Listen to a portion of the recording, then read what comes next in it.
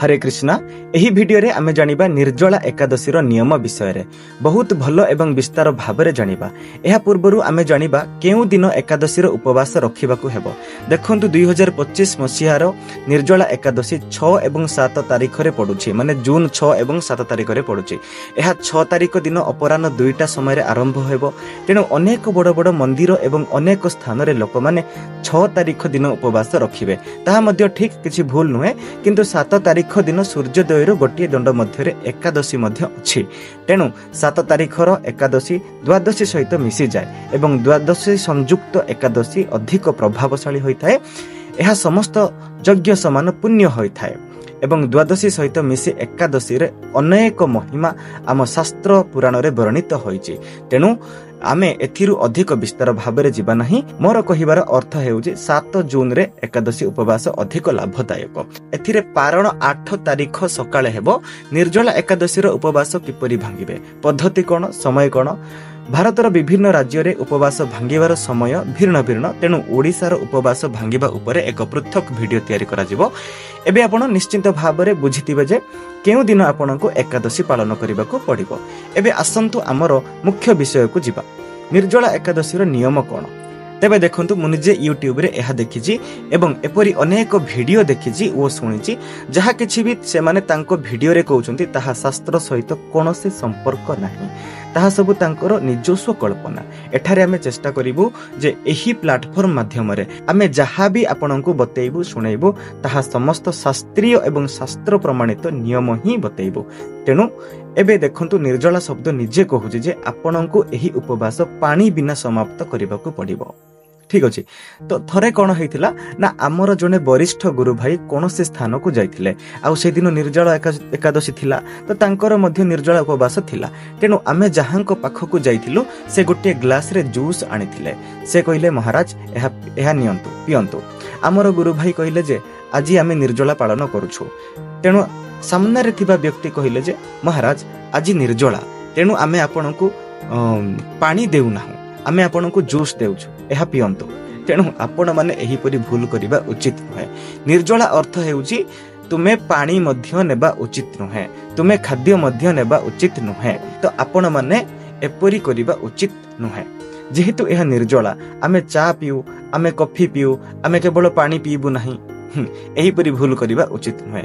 आमे बहुत भलो हलवा एवं पूरी तयारी करि खाइबु, तो आमे केवल पानी पीबू नाही, एही परि मूर्खामी प्रदर्शन करिबा उचित नुहे। एहा निर्जला एकादशी, एथिरे खाद्य तो छाड़, आपण पानी मध्य पीबा उचित नुहे। ठीक अछि। निर्जला उपवास अर्थ हेउची एक अत्यंत कठोर तपस्या बा उपवास। तो मुहरे पानी मध्य नेबा उचित नुहे।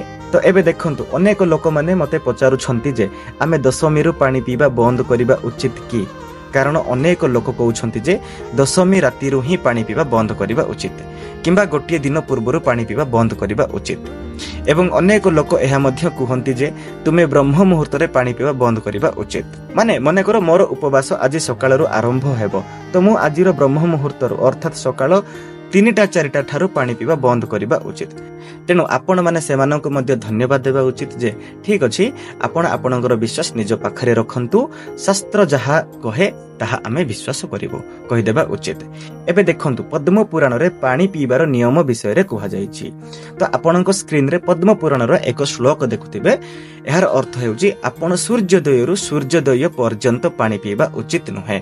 उदाहरण स्वरूप धरि नियंतु आमे 7 तारिख रे एकादशी उपवास रखिथाउ, तेबे 7 तारिख रो सूर्योदय हेले आपणकर पानी न पीबार नियम आरंभ हेबो। ठीक अछि। एवं एहा केते समय पर्यंत रहिबो ना 8 तारिख रे सूर्योदय पर्यंत। ठीक अछि।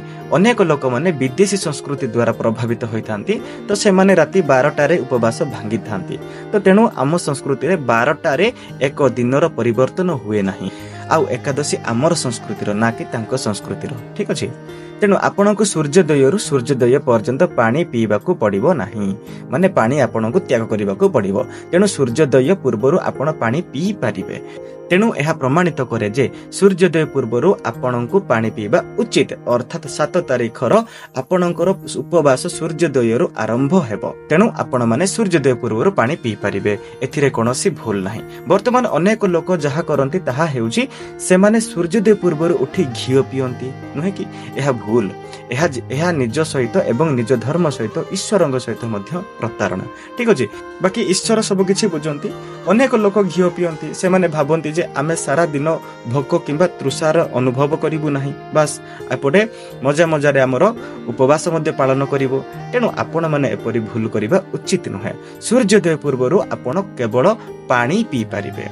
मुहरे पानी केबे नेबा उचित से विषय रे शास्त्र रे कुहा जायछि। तबे देखंतु एहा हेउछि सही श्लोक। एहार अर्थ हेउछि जे एही उपवास रे कुली किंबा आचमन पानी व्यतीत अन्य कोनोसी पानी पीबा उचित नुहे, नचेत उपवास भांगी जाए। ठीक अछि, एबे देखंतु कुली करिबा कोन। जेतेबेले आमे परिश्रा करिबा को जाऊ किंबा बाथरूम को जाऊ, तापर जेतेबेले आमे हाथ गोड़ धोई थाऊ, सेतेबेले आमे मुहरे कुली करू, आमे मध्य मुह सफा करू।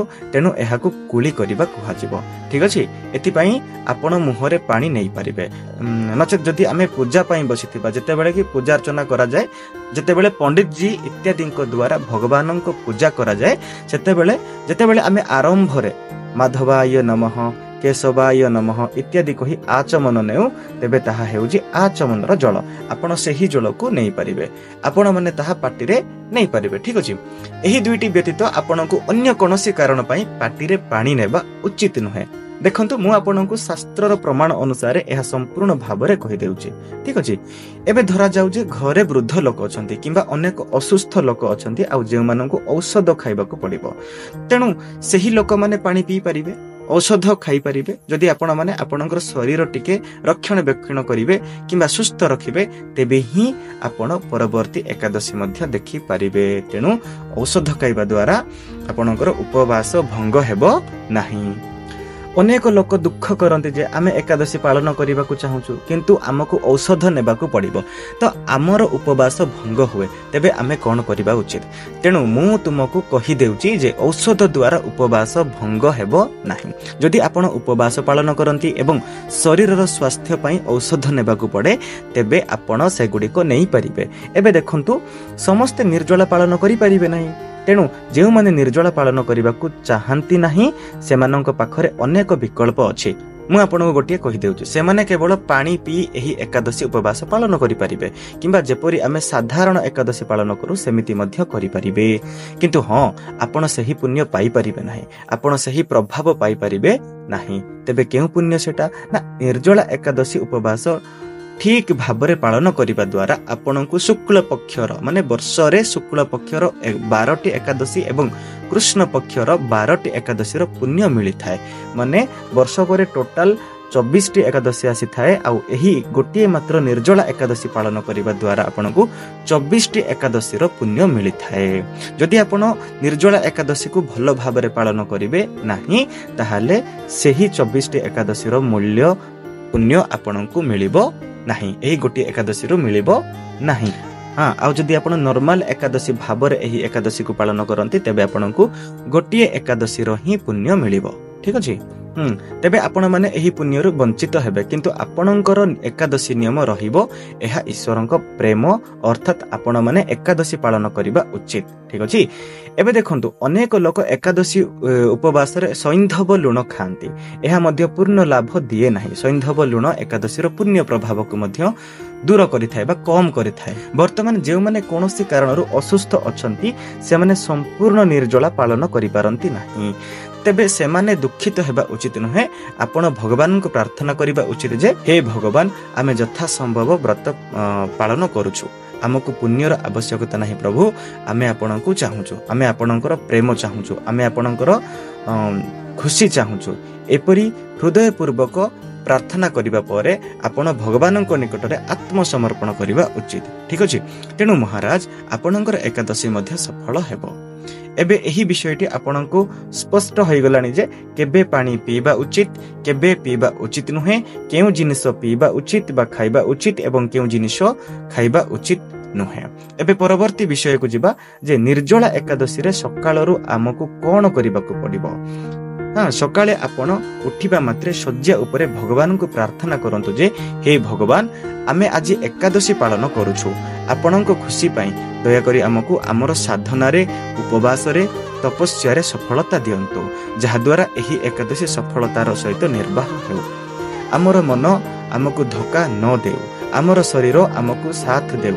तो एही परि भाबरे शय्यारू उठिबा मात्रे भगवान को प्रार्थना करंतु। एबे देखंतु जे माने पानी पीबा को चाहंती नाही जे माने कठोर निर्जला पालन करबा को चाहंती से माने सूर्योदय पूर्व उठी पानी पीबा उचित केवल पानी पीबा उचित। मने रखंतु मु आपनको पुणी थरे कहूची ठीक अछि आपण क्षीर पीबे नाही घियो पीबे नाही फल खाइबा उचित नुहे किंबा रोटी खाइबा को बसिबा उचित नुहे। तापरे जते बेले आपण स्नान करबा को जानती तो आपण हर हर गंगे कहिके स्नान करिबा उचित अथवा ओम ह्रीम गंगाए ओम ह्रीम स्वाहा कहिके स्नान करिबा उचित।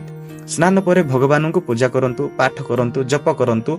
भगवान वेदव्यास जी कहंती जे एही दिन आपण जहा भी भल काम करिवे ठीक ना से सबु किछि अक्षय हेबो। अक्षय अर्थात एपुरी पुण्य पाइबे जहा केबे नष्ट हेबो नाही।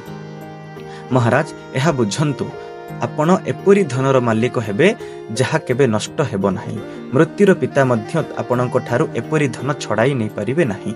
तेनु देखंतु पूजा परे आपण सूर्य को जल अर्पण करिवे तुलसी एवं पीपल को जल अर्पण करिवे। देखंतु से दिन शनिवार जदि आपण 7 तारिख दिन उपवास पालन करूछंती तेबे एही दिन पीपल गछ को परिक्रमा करबा को भूलिबे नाही। आपण ओम नमो भगवते वासुदेवाय कहि परिक्रमा करि परिबे किंबा ओम नमो नारायण कहि मध्य परिक्रमा करि परिबे। आपण 7 थर किंबा 21 थर परिक्रमा करि परिबे 108 थर मध्य परिक्रमा करि परिबे। शनिवार दिन पीपल गछ रे जल अर्पण करि परिक्रमा करिबा द्वारा शनि ग्रह शांत होती एवं धन वृद्धि होइथाय। मने रखंतु जे आपण जहा भी भल काम करिवे ताहा अक्षय पुण्य हबो एही दिन। एहा परे आपण शस्य दान करि परिबे आपण चाउल गहम दाना मध्य दान करि परिबे एवं छत्ता जत्ता जदि आपनक पाखरे एगुडी को उपलब्ध अछि तेबे आपण सेगुडी को दान पई रखि परिबे। किंतु मुख्यतः आपनक एक अलगा माटी पात्र रखिबाकू पड़िबो। एथिरे पानी भर्ती करिवे एवं माटी पात्र को पानी रे पूर्ण करिवे। एहा परे चीनी किंबा गुड़ अलगा रखिवे। आपनको एहा केउठारे दान करिबाकू पड़िबो ना मंदिर रे आपण मंदिर पाखरे जाई दान करिवे किंबा आपण एहाकू जणे सदाचारी ब्राह्मणक घरे मध्य दान करिवे। जदि कोनोसी मंदिर नाही किंबा कोनोसी सदाचारी ब्राह्मण आपणक ठारू एहाकू ग्रहण करिबाकू चाहू नाहंती तेबे आपण एही कलसी को एही घट को पीपल देवतांको पाखरे दान भावरे मध्य रखि परिबे। जदि आपण काहाकू न पाइबे तेबे आपण घरे तुलसी मातांको पाखरे रखि देबे ताकू मध्य दान भावरे रखि देबे। तो आउ सबुठारु गुरुत्वपूर्ण कथा हेउची एहा ज्येष्ठ मास जदि आपण पशु पक्षी मानक पई मध्य पानी भर्ती करी रखिबे तेबे आपण पुण्य लाभ पाइबे। तेणु आपण एही दिन जहा भी भल काम करिवे मु आपनको पुणी कहूची सब किछि अक्षय होई जिवो। किंतु हां आपण गोटिए घट निश्चिंत भावरे दान करिबा उचित। एबे देखंतु मु आपनको कोनोसी कल्पित कथा कहूने शास्त्र रे एहा लेखा अछि जे सकांचनः प्रदातव्य घटकौह वस्त्र संयुतः। मु आपनको एहा ही कहूची देखंतु जदि आपनक द्वारा दान करिबा संभव हेउ नाही ताहेले दान करिवे नाही किंतु निर्जला एकादशी अवश्य पालन करिवे। एहा मोर व्यक्तिगत मत ठीक अछि। दान इत्यादि करिबा परे आपण विष्णु सहस्र नाम श्रीमद् भगवत गीता गजेन्द्र मोक्ष ए सब सुनंतु अथवा पाठ करंतु। आमे एही सब जिनिस एही चैनल रे मध्य रखिछु। एही सबुर लिंक मु डिस्क्रिप्शन रे देई देबी ठीक अछि। आपण तांको श्रवण करि नेबे। एबे देखंतु आमे सारा दिन रे कोन सब करिबा विषय रे जानिबा। तेणु जदि आपण सारा दिन कोनोसी जप ध्यान करिवे नाही जदि आपण ईश्वरक विषय रे चिंता करिवे नाही तेबे एकादशी दिन अति कम रे आपणको निंदा एवं निंदा करिवारु बंचिबा उचित। खराब भाषा व्यवहार करिवारु वंचित हेबा उचित। पापी मानक संगरु दूरेई रहिबा उचित। କମ କଥା କହିବା ଉଚିତ, ଠିକ ଅଛି। କିନ୍ତୁ ମୁଁ ତ କହିବି ଯେ ଯଥା ସମ୍ଭବ ଈଶ୍ୱରଙ୍କ ନାମ ନିଅ, ଜପ କର। କିନ୍ତୁ ମୁଁ ଏହାର ବିକଳ୍ପ ମଧ୍ୟ କହୁଛି ଯେ ଯଦି ଆପଣ ସାଧନା କରିପାରିବେ ନାହିଁ ନା, ତେବେ ଅସାଧନା ମଧ୍ୟ କରନ୍ତୁ ନାହିଁ। କମ୍ ସେ କମ୍ ସେଦିନ ଚୁପଚାପ ରୁହନ୍ତୁ। ଏବେ ଦେଖନ୍ତୁ ସନ୍ଧ୍ୟାରେ କ'ଣ କରିବେ? ସନ୍ଧ୍ୟାରେ ସୂର୍ଯ୍ୟାସ୍ତ ସମୟରେ ଆପଣଙ୍କୁ ପୁଣି ଭଗବାନଙ୍କୁ ପୂଜା କରିବାକୁ ପଡ଼ିବ। କିନ୍ତୁ ଏବେ ସନ୍ଧ୍ୟାରେ ଘିଅର ଦୀପ ଜାଳିବେ, ଠିକ ଅଛି। ଆପଣ ଯେଉଁଠାରେ ବସି ଜପ କରିବେ, ପୂଜା କରିବେ, ସେଠାରେ ବସି ଦୀପ ଜାଳିବେ। ଆପଣଙ୍କ ଘରର ଦୁଆରରେ ଘିଅର ଦୀପ ଜାଳିବେ ଏବଂ 2ଟି ରାଶି ତେଲର ଦୀପ ଜାଳିବେ। ଯେପରି ଆମେ ଦୀପାବଳି ଇତ୍ୟାଦି ବିଭିନ୍ନ ବଡ଼ ପର୍ବରେ ଦୀପ ଜାଳିଥାଉ ନା, ସେହିପରି ଆପଣ ଆପଣଙ୍କର ଦୁଆର ବାହାରେ ରାଶି ତେଲର ଦୀପ ଜାଳିବା ଉଚିତ। ମୁଁ ଆପଣଙ୍କୁ କହିଦେଉଛି ଯେ ଆପଣ ଯେତେ ପ୍ରହର ବିନା ପାଣିରେ ରହିବେ ଆପଣଙ୍କର ପୁଣ୍ୟ ସେତିକି ବହୁଗୁଣିତ ହେବ ଏବଂ ପ୍ରତ୍ୟେକ ପ୍ରହରକୁ ବୃଦ୍ଧି ପାଇ ପାଇ ଯିବ। ହଁ, ଏହା ଆମ ଶାସ୍ତ୍ରରେ ମଧ୍ୟ ଲେଖା ଅଛି। ଶାସ୍ତ୍ର କୁହନ୍ତି, ଶ୍ଲୋକ ଦେଖନ୍ତୁ, ପାପ ମେରୁ ପର୍ବତ ସମାନ ବଡ଼ ହେଉନା କାହିଁକି, ସବୁ ଜଳି ପୋଡ଼ି ପାଉଁଶ ହୋଇଯାଏ। ସର୍ବ ପାପ ବିନାଶାୟ ଶ୍ରଦ୍ଧାଦମ ସମାନ୍ୱିତଃ ମେରୁ ମନ୍ଦର ମାତ୍ରାଘମ୍ ସ୍ତ୍ରୀୟାଂ ପୁଂସା ଚ ୟତ୍ କୃତମ୍। ମହିଳା ହେଉ କିମ୍ବା ପୁରୁଷ, ଯିଏ ଏହି ଉପବାସ ପାଳନ କରେ ତାର ମେରୁ ପର୍ବତ ଭଳି ବଡ଼ ପାପ ମଧ୍ୟ ଥିଲେ ତାହା ଜଳି ପାଉଁଶ ହୋଇଯିବ, ଠିକ ଅଛି। ତେଣୁ ଆପଣ ସମସ୍ତେ ଏହା ମନେ ରଖିବା ଉଚିତ। ଦେଖନ୍ତୁ, ପ୍ରତ୍ୟେକ ପ୍ରହରରେ ଗୋଟିଏ ପ୍ରହର 3 ଘଣ୍ଟାର ହୋଇଥାଏ। ତେଣୁ ପ୍ରତି 3 ଘଣ୍ଟାରେ ଆପଣଙ୍କର ପୁଣ୍ୟ ବହୁ ଗୁଣିତ ଏବଂ ବୃଦ୍ଧି ପାଇବାରେ ଲାଗିବ। ତେବେ ଏବେ ରାତ୍ରି ଜାଗରର ପାଳି ଆସୁଛି। ତେଣୁ ଶାସ୍ତ୍ରରେ ଏକାଦଶୀର ରାତ୍ରି ଜାଗରର ବହୁତ ଆଶ୍ଚର୍ଯ୍ୟଜନକ ବର୍ଣ୍ଣନା କରାଯାଇଛି। ଆମେ ବର୍ତ୍ତମାନ ଏହି ପୋଷ୍ଟରେ ଅଧିକ ବିସ୍ତାରକୁ ଯିବା ନାହିଁ। ବର୍ତ୍ତମାନ ଆପଣଙ୍କୁ କ'ଣ କରିବା ଉଚିତ ମୁଁ ଆପଣଙ୍କୁ ସଂକ୍ଷିପ୍ତ ଭାବରେ କହିବି। ଆପଣ ଘିଅ ଦୀପ ଜାଳି ରାତିରେ ଜାଗ୍ରତ ରହିବା ଉଚିତ, ଠିକ ଅଛି। ସେହି ଘିଅ ଦୀପ ସକାଳ ପର୍ଯ୍ୟନ୍ତ ଜଳିବା ଉଚିତ। ଯଦି ଘିଅ ଉପଲବ୍ଧ ନାହିଁ ତେବେ ଆପଣ ରାଶି ତେଲର ଦୀପ ଜାଳିବା ଉଚିତ। ଦେଖନ୍ତୁ, ଶାସ୍ତ୍ରରେ ଏକାଦଶୀ ରାତିରେ ଘିଅ ଦୀପ ସହିତ ଜାଗର ରଖିବା ଦ୍ୱାରା ଆମର ଶାସ୍ତ୍ରରେ ଅନେକ ଲାଭ କୁହାଯାଇଛି। ଏମିତିରେ ଜାଗରର ନିୟମ ତ ସମଗ୍ର ରାତି ହିଁ ପାଇଁ ଆପଣ ସାରା ରାତି ଜାଗର ରହିବା ଉଚିତ। କିନ୍ତୁ ତଥାପି ଯେତେ ସମ୍ଭବ ଆପଣ ଯେତେ ସମୟ ପର୍ଯ୍ୟନ୍ତ ଜାଗର ରହିବେ ସେତେ ଭଲ। ଏବେ ଜାଗର ରଖିବା ସମୟରେ ଆପଣ କୌଣସି ଚଳଚ୍ଚିତ୍ର କିମ୍ବା ଟିଭି ଧାରାବାହିକ ଦେଖିବା ଉଚିତ ନୁହେଁ। ଭଗବାନଙ୍କ ନାମ ଜପ କରିବା ଉଚିତ କିମ୍ବା ଭଜନ କରିବା ଉଚିତ କିମ୍ବା ସତ୍ସଙ୍ଗ ଶୁଣିବା ଉଚିତ। ମୋଟାମୋଟି ଭାବରେ ଏହାକୁ ହିଁ ଜାଗରଣ କୁହାଯାଏ। ଏହା ସାତ୍ତ୍ୱିକ ଜାଗରଣ। ବାକି ତାମସିକ ଜାଗରଣ ତ ଅନେକ ଆସୁରୀ ପ୍ରବୃତ୍ତିର ଲୋକମାନେ ସବୁଦିନ କରୁଛନ୍ତି, ସେମାନଙ୍କୁ କରିବାକୁ ଦିଅ। ବାକି ଆମେ ସାତ୍ତ୍ୱିକ ଜାଗରଣ କରିବା, ଠିକ ଅଛି। ଏବେ ମୁଁ ଆପଣଙ୍କୁ ଏକାଦଶୀ ଦିନ ମନେ ରଖିବାକୁ ଥିବା ମୁଖ୍ୟ କଥା ଗୁଡ଼ିକ କହିବେ। 6 ତାରିଖରେ ହିଁ ଏକାଦଶୀ ଆରମ୍ଭ ହେଉଛି। ତେଣୁ ଆପଣ ଏହି ଦିନ ଭାତ ଖାଇବା ଉଚିତ ନୁହେଁ। ବରଂ ମୁଁ ତ କହିବି ଯେ ଆପଣ 5 ତାରିଖ ରାତିରୁ ଭାତ ଖାଇବା ଉଚିତ ନୁହେଁ, ବନ୍ଦ କରିଦେବା ଉଚିତ। 6 ତାରିଖରେ ଏକାଦଶୀ ଆରମ୍ଭ ହେଉଛି।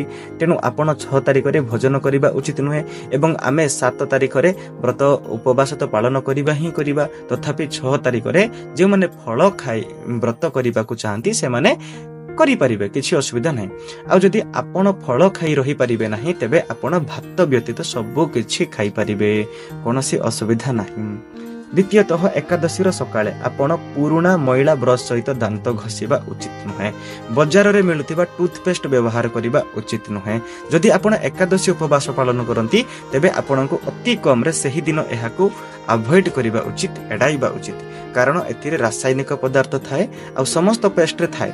ବାକି ଯେଉଁ ମଞ୍ଜନ ମାନେ ଯଦିଓ ସେଗୁଡ଼ିକ ଆୟୁର୍ବେଦ, ତଥାପି ସେଥିରେ ଲୁଣ ଥାଏ।